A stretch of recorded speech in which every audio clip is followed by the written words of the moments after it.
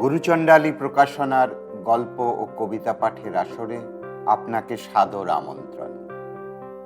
হালের বাংলা সাহিত্যে এলেন, দেখা দিলেন আর জয় করলেন, এ শিরোপা আর কে কে পেয়েছেন জানি না, কিন্তু মহারাজ ছনেন্দ্রনাথ যে পেয়েছেন এ ব্যাপারে আমাদের ওনার গল্পের পাঠকদের কোনো সন্দেহ নেই। ওনার কীর্তি কাহিনীর কয়েকটি নিয়ে আমাদের প্রকাশনী থেকে বের হওয়া বইটি বাংলা সাহিত্যের সব পাঠকের জন্য অন্যতম সেরা উপহার। সেই বইয়ের একটি গল্প আজ পড়ে শোনাচ্ছি আপনাদের। গল্প বইয়ের নাম মহারাজ ছনেন্দ্রনাথের রোমাঞ্চকর গল্পসমূহ। লেখক রমিত চট্টোপাধ্যায়। এই বইতে ওনার আঁকা ছবিগুলিও পাঠকের অসাধারণ প্রাপ্তি। এই বইটি থেকে যে গল্পটি এখন পড়ব তার নাম মহারাজ ছনেন্দ্রনাথের রং বেলুন ও এক পাটি চটির গল্প। গল্প পড়ছি অমিতাভ। হ্যাচ মানেই আরো একজন শত্রু সৈন্য ঘায়েল। কেল্লা থেকে ছোঁড়া বোমা একদম সঠিক নিশানায় গিয়ে পড়েছে, আর নিচে আহত সেনামশাইটি রাগে তিড়িং বিড়িং করে উঠে উপর দিকে তাকিয়ে অদৃশ্য গোলন্দাজকে খুঁজে না পেয়ে বাছাই করা কিছু বিশেষণ ছুঁড়তে ছুঁড়তে নিজের সদ্য রঙিন জামার দিকে তাকিয়ে এলাকা ছাড়লেন। তর্জনের তোর থামলে ছেনু একটুকুনি মুখ বাড়িয়ে এক ফাঁকে লোকটার অবস্থা দেখে নিয়েছে, আর অমনি তার মুখ জুড়ে খেলে গেছে স্বর্গীয় হাসি। আজ যখন এই কেল্লার গোলন্দাজির দায়িত্ব ছেনুর কাঁধে পড়েছে, সে কি আর কাজে ফাঁকি দিতে পারে? তাই সকালবেলা উঠেই দুই দিদিকে ঘুম থেকে তুলে দিয়েছে ঠেলে ঠেলে। তারা ঘুম ভেঙে বকুনি দিতেই ছেনু বলে দিয়েছে, বাহরে, অতগুলো বেলুন কি আমি একলা ভরতে পারি? আর কোনো মতে ভরে ফেললেও আমি তো আর গিঁট বাঁধতে পারি না, ওগুলো একটু বেঁধে চেঁধে দে। সেই সজল চক্ষুর দিকে তাকিয়ে তাদের রাগ গলে জল। তিনজনে মিলে ছাদে উঠে বালতিতে রং গুলতে বসলো। একটু করে গোলা রং পিচকিরি দিয়ে বেলুনে ঢুকিয়ে বাঁধে আর দরজার দিকে তাকায়। দরজা দিয়ে যদি দুম করে সে উঠে আসে, অমনি সব গোলমাল হয়ে যাবে, আর দুই দিদি বিপদ বুঝে পিট্টান দেবে। তারা ছেনুর জন্য বেলুন বাঁধতে রাজি হয়েছে, কিন্তু কানমলা খেতে নয়। আসলে ছোড়দা ছোড়দা শুনে মোটেই পুঁচকে ভাববেন না। ওদের দুটি লম্বা লম্বা দাদার মধ্যে ইনি বয়সে ছোট, তাই নাম ছোড়দা। কিন্তু গলার বিষম আওয়াজে মাঝে মাঝে গুলিয়ে যায় কে ছোড়দা আর কে বড়দা। যাই হোক, তিনি এইসব রং খেলা টেলার ঘোর বিরোধী। তার দাবি, এই দিনেও নাকি কেউ কোনো হুল্লোড়পনা না পাকিয়ে সুবোধ বালক হয়ে চুপটি করে ঘরের কোণে বই খাতা নিয়ে বসে লেখাপড়া করবে। নেহাত পড়াশুনোয় মন না বসলে সাহিত্য পড়বে, কিন্তু পাড়া বেরিয়ে রং খেলতে যাওয়া নইব নইব চ। তার কথায় রং খেলে কি কবে মহৎ হয়েছে? ছেনু মিনমিন করে উত্তর দিতে যাচ্ছিল বটে, কেষ্ট ঠাকুর, কিন্তু ছোটদার বোমার মতো চোখের দিকে তাকিয়ে চেপে যেতে হয়। আগের দিনই ছোটদা বাড়ি জুড়ে ঘোষণা করে দিয়েছে, ছেনুর মতো পুঁচকে ছেলের কোথাও রং টং খেলতে যাওয়ার কোনো প্রয়োজন নেই। এক বারান্দা থেকে বসে বসে রং খেলা দেখতে পারে, এই অবধি। কিন্তু বাড়ির সবাই তো আর এরকম পাষাণ হৃদয় নয়। তাই বড়দা আগের দিন রাতে বাড়ি ফেরার সময় 2 কৌটো রং আর 1 প্যাকেট বেলুন এনে গোপনে ছেনুকে চালান করে দিয়েছে। এক দিদি আলমারির পিছন থেকে পুরনো পিচকিরিখানা ঝুলটুল ঝেড়ে উদ্ধার করে এনেছে, আর রং গোলার জন্য ভাঙা বালতিটা জোগাড় হয়েছে তেতলার পিসিমার কাছ থেকে। সেই সব নিয়ে আজ ছাদে বসে তিনজনে মিলে সকাল সকাল সব বেলুন টেলুন বেঁধে ফেলে চিলেকোঠার ঘরে লুকিয়ে রাখা হয়েছে। এরপর তিনজন একে একে নেমে ঠাকুর ঘরে গিয়ে ঠাকুরের আর মার পায়ে আবির দিয়ে প্রণাম করেছে। ঠাকুরকে প্রণাম করলে তবেই প্রসাদের মিষ্টি মিলবে। মা হাতে সন্দেশটা দিতেই ছেনু খপ করে পুরোটা মুখে পুরে দিয়েছে, আর চিবোতে পারে না। তারপর একটু জল দিতে তবে গলা দিয়ে নামলো। ছোড়দা আবার ঠাকুরকে প্রণাম টনাম করে না, তাই সে সকালে কমলা থেকে সন্দেশ কিনে আনার সময়ই নিজের টপ করে খেয়ে নিয়েছে। সন্দেশটা একসাথে মুখে পোড়ার জন্য মা একটু বকাবকি করে বলল, যা, এবার দিদিদের প্রণাম কর।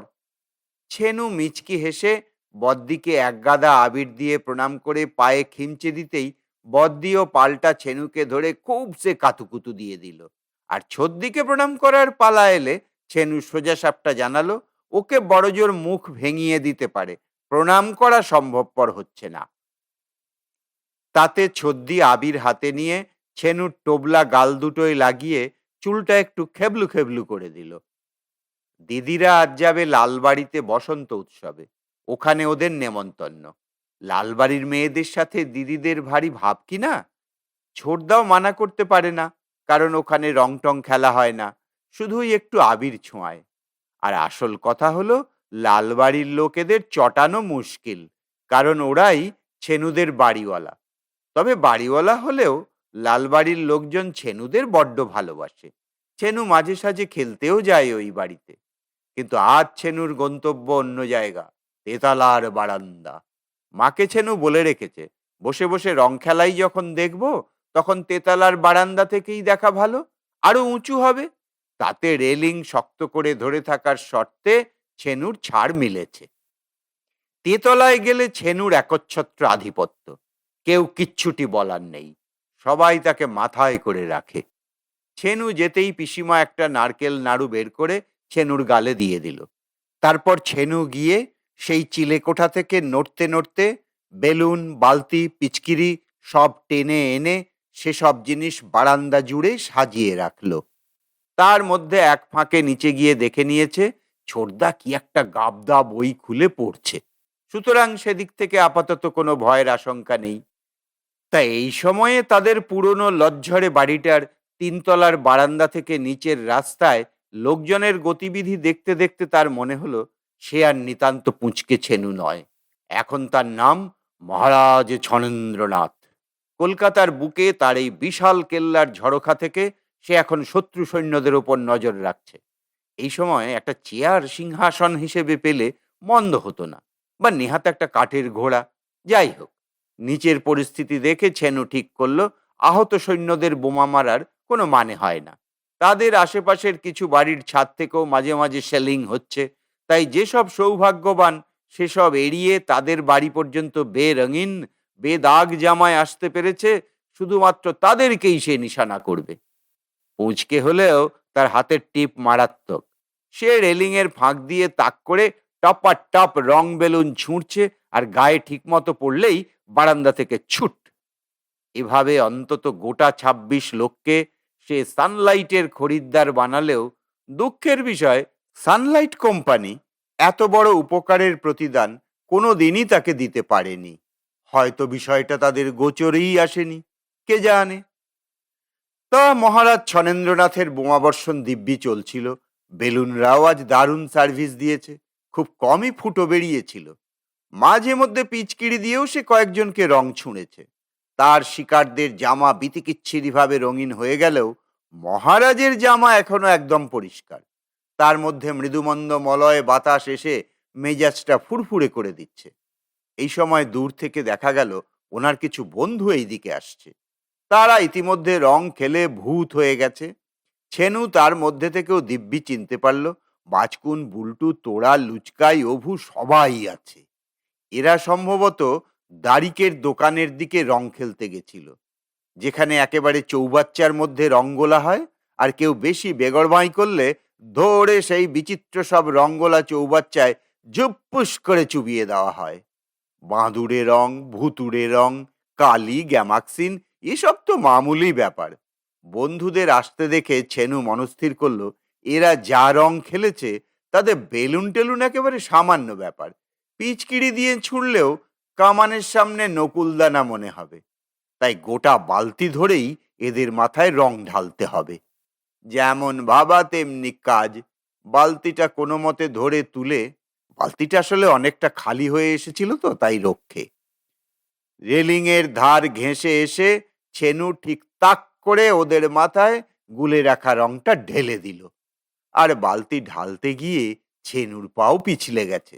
রেলিং না থাকলে বিপদ হতো, কিন্তু এ যাত্রা এক পাটি চটি ছেনুর পা থেকে খুলে নিচে একদম রাস্তার উপর পড়ে গেল। ওরা ওপর থেকে রং ঢালায় একটু বিভ্রান্ত হয়েছিল ঠিকই, কিন্তু চটিটা দেখে আর কোনো সন্দেহ রইল না। এই চটি তাদের ভীষণই চেনা। এইসব চটিকে সময় বিশেষে গোলপোস্ট বা উইকেট বানিয়ে আকছার তারা গলিপথকে মাঠে রূপান্তরিত করে থাকে। তাই তারা দেরি না করে চটির মালিকের বাড়ির দরজায় কড়া নাড়ল। অন্যদিন এই দরজা সারাক্ষণ খোলা থাকলেও আজ ছোটদার নির্দেশে বন্ধ করা ছিল। মা দরজা খুলে বিস্ফারিত চোখে ভৌতিক অবয়বদের দেখে জানালেন, ছেনুর শরীর মোটে ভালো নেই, সে তাই রং খেলতে যেতে পারছে না। তারা সেই শুনে ভালো মানুষের মতো জানালো, একবার ডাকুন না ওকে, ওর চটিটা পড়ে গেছিল তো, দিয়েই চলে যাব। আর ঠিক এই সময়ই ছেনু তার হারানো চটির সন্ধানে তেতলা থেকে গুটি গুটি পায়ে নেমে এসেছিল। বয়সজনিত কারণে তার উচ্চতা খুব বেশি না হওয়ায় বন্ধুরা যে তার বাড়িতেই ঢুকেছে এটা আর তেতলার বারান্দার রেলিং থেকে মুখ বাড়িয়ে দেখা তার পক্ষে সম্ভব হয়নি। ওদের আর দেখতে না পেয়ে ছেনু ভেবেছে ওরাও বুঝি সেই আহত সৈন্যদের মতোই এলাকা ছেড়েছে, আর সিঁড়ি দিয়ে নিচে নেমেই পড়বি তো পড় একদম বাচকুনের সামনে। আর যায় কোথায়, সবাই মিলে ছেনুকে চেপে ধরে ভুতুড়ে বাঁদুড়ে গিরগিটিয়ে কিমভুতুড়ে, মানে আর যা যা বিদঘুটে রং সম্ভব যা ওদের কাছে ছিল সব আচ্ছা করে আগাপাশতলা মাখিয়ে দিল। তাতে এমনি খুব একটা অসুবিধে কিছু হয়নি, খালি পাড়ার গার্জেনরা এরপর আর হপ্তা দুয়েক ছেনুকে রাস্তায় দেখে চিনতে পারতো না, এই আর কি। বলছি বটে গপ্প, কিন্তু এইসব ঘটনা আসলেই কলকাতায় ঘটেছিল। তা ধরে নিন আজ থেকে প্রায় 50 বছরেরও আগে। এখন বোধহয় আর রাস্তা জুড়ে সেই লেভেলের দোল খেলা হয় না সেইখানে। ছেনু তখন যেমন দুষ্টু মিষ্টি ছিল, এখনো মনে মনে তেমনই আছে। তবে লেখক কিছুটা শৈল্পিক স্বাধীনতা নিয়েছেন আর কি। সময় সুযোগ পেলে এভাবেই ছেনুর আরও কিছু ঘটনা এবং দুর্ঘটনার কথা আপনাদের সাথে ভাগ করে নেওয়া যাবে ক্ষণ। আজকের পাঠ এখানেই শেষ হলো। ভালো লাগলে ইচ্ছে হলে লাইক শেয়ার করতে পারেন, সাবস্ক্রাইব করতে পারেন আমাদের চ্যানেলটি, যাতে নূতন পাঠের খবর সরাসরি পৌঁছে যায় আপনার কাছে। আমাদের বইগুলি পাওয়ার জন্য আমাদের ওয়েবসাইটে বা কলেজ স্ট্রিটে পুঁটিরামের উল্টো দিকে আমাদের দোকানে অথবা ফোনে যোগাযোগ করতে পারেন। ঠিকানা আর ফোন নাম্বার এই ভিডিওর ডেসক্রিপশনে দেওয়া আছে। আমাদের পাঠের আসরে অংশ নেওয়ার জন্য আপনাকে অসংখ্য ধন্যবাদ।